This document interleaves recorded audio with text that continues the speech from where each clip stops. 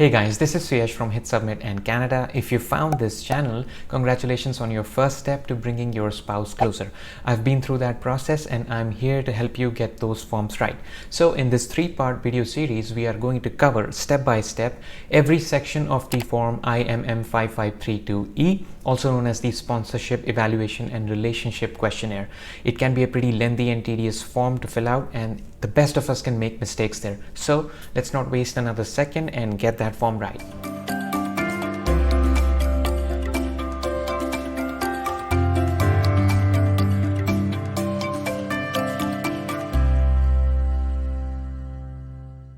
So let's get started with this form. So the first step to do is to go to this link. I'm going to link it in the description below, and download the original form from the Canada website, Government of Canada website. Do not use an old copy of the form, download the latest version. So go to this website, scroll down below, and under step 3 of the sponsor your spouse section, you will find these forms. So the sponsor must fill out and sign these forms. So it's the second form under the sponsor section, IMM 5532. So just click on that, and obviously Google won't allow you to view that form here, so you'll have to download it again, save it to your wherever you want to save it, and then you'll be able to open it using Adobe Acrobat. So make sure you also have the Adobe Acrobat software. You can work with the trial version.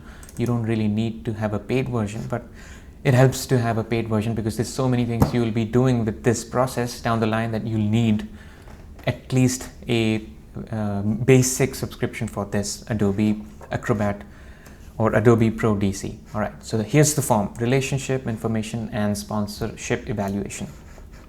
Let's start filling these out. So this section, personal information about sponsor. So let's say you are sponsoring for your spouse. So in this case, let's assume I am the sponsor and I am doing it for my wife, which by the way I've actually done.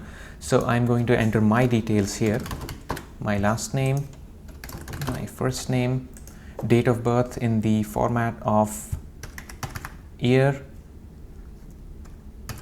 month, and date, and then this client ID. So how to get this client ID? Basically, this client ID is your unique application ID, unique identification number, which you must have received when you did the application for yourself. How to locate it?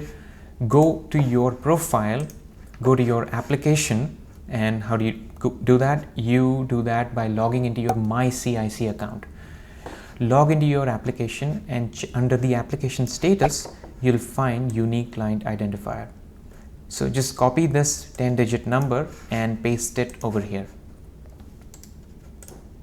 All right, there you go. 1, 2, 3, 4, 5, 6, 7, 8, 9, 10. Perfect. Here you mention the name of your spouse. So whatever her name is, let's say in this case, surname is the same, and given name is Apurva, date of birth 1994, September 3rd. And this could be blank if your partner has never applied for any kind of visa in Canada, so this would be blank. If they, however, applied for a tourist visa, let's say to visit you, then they will also have an application ID just like yours. So they'll have to log into their profile, or if you know their details, you log into their profile and you get the ID for them. So just leave it blank if they have never applied, but if they have, then put it here. This helps the immigration officer to locate your account in their portal quicker. All right, let's move on to the next section. Okay, so part A, sponsorship evaluation and information about the sponsor. So now you're going to be filling out your employment history as a sponsor. So in this case, I am the sponsor for my wife, so I'll be filling out my employment history. I already have populated a few fields just to save us some time and to make the explanation easier. So let's say and by the way, this has to be in the reverse chronological order, so from the most recent to the oldest. So the way you enter these fields is to simply enter the year in YYYY format 2021, and then the month in format. Do not apply the hyphen. Adobe is going to do that for you. All right. From January 2021 to July 2021, I was working with ABC company, and the complete address of the company with city, state, and the zip code, country, and the telephone number of the employer. This is important. Don't just put the name of the company and leave it blank. You have to put the entire name, address, and zip code of the country, plus the telephone number of whoever your supervisor in that company is, who can vouch for your employment, or if that company has a listed number on Google, you can use that number also. So this is important. Then just occupation here, business analyst, I just put what I used to do, and just put your monthly gross salary. So this is your before tax income, which should match with the paychecks or the salary stubs that you receive. So put your monthly gross income. Even if you're paid bi-weekly, just multiply it by 2 and that should be okay too. So this was the first and the most recent employer information. Let's go over the second one. So from April 2020 to December 2020, I've put here unemployed, and I've intentionally done that to explain a point. So since I've put unemployed, I can just put not applicable here and $0 here. A lot of people leave this field blank, and that is one of the most common reasons why applications get rejected. You don't want to leave any gaps. See, it's also mentioned here on the top. Make sure there are no gaps. And you might be able to submit this form even if you filled it out with gaps, only to be rejected later on. But there are forms in this application process which have a validate button, and they won't even let you validate if you don't have the chronology in order. So we'll go over that as we go cover those forms. But right now, this is important. If you were unemployed, mention that. All right. So from April 2020 to December 2020, I was unemployed. So let me delete this row for a little bit. So let's say from January 2020 to March 2020. Oh, sorry. What happened? To March 2020, you were working as a consultant in another company. So let's say XYZ company, and just for the purposes of this video, I'm going to copy and paste, but you get the idea. So you worked as part-time for 3 months. So list that here. Notice how there's no gap. From January 2020 to March 2020, you worked in this company. Then from April 2020 to December 2020, you were unemployed. So as you see, there's no gap here. March, April, March, April. So this is going to become critical once we go over another form, which is Schedule A or 5669E, because it won't even let you validate if you have overlaps.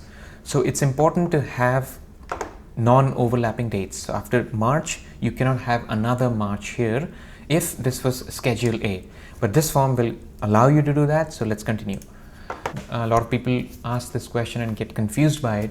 If they're working multiple jobs at the same time, is it okay to list? So yes and no. Yes, in the sense that in this form, because there's no validate button, you can list it. You can list another job as 2020, let's say from 2020 January to 2020 March, you were also working as a receptionist in, let's say you were working as a receptionist, making $2,000, and list the address here, and that will be fine. But when we talk about Schedule A, 5669E, it is not going to allow you to have overlapping dates. See, there's overlapping dates. The same date twice. While this form is okay, 5669E will not allow that. So keep that in mind. So now if I change this from 2016 January to 2019 December, the form looks complete. We've provided 5 years worth of employment information. It is consistent, it is linear without any gaps. This looks good. So that completes the employment history section of the sponsor. Now let's move on to the rest of the form. Other sponsorships. Have you sponsored in the past, or are you currently sponsoring any other members of your family? So for me, it was no, because that was the first sponsorship I was doing. So just click no. If you have, however, sponsored someone in the past, then you'll have to click yes. And then you'll have to provide the details of whoever it is that you've sponsored. Okay, it's pretty straightforward. Let's move on. Other financially dependent people. Give details of any other person who is financially dependent on you, whether they are living with you or not, and who is not already listed in the tables above. Include previous spouses or partners and any children from past relationships. So if you have any dependents, let's say you divorced and you're providing for your ex, then you'll have to list them. If you have a child and you're taking care of them, then you'll have to provide that as well. So anyone who's financially dependent on you, whether they're living with you or not, and who's not already listed in the tables, which means you don't have to put the information of your spouse again. They're already financially dependent on you. So that will be covered in a different section. So leave it blank. If this doesn't apply to you, just write not applicable and move on. Level of education. What is the highest level of education you have completed? So this is pretty straightforward. You will check elementary, secondary, college, and if you've done a PhD, then you'll check the postgraduate as well. So elementary is 8 years, secondary is 9th, 10th, 11th, 12th, 4 years, and this includes your bachelor's and master's. So for me, it was 3 years of bachelor's and 2 years of master's, so 5. All right. Address history. Again, be mindful not to have gaps here. Obviously, you will never have address gaps. You will always be living somewhere. Even if you're renting or living at a friend, living at your house, whatever your situation be, write that here in the same reverse chronological order that we saw up here. Okay. Write the complete address with the street and apartment number, city, province, state or district, zip code and country. And also, if possible, you can leave a telephone number here. 6. Residence in Canada. Do you live in Canada now? So for me, right now, I am making these videos from Toronto. So yes, I live in Canada. And if you tick yes, then you'll have to go to the 7th section.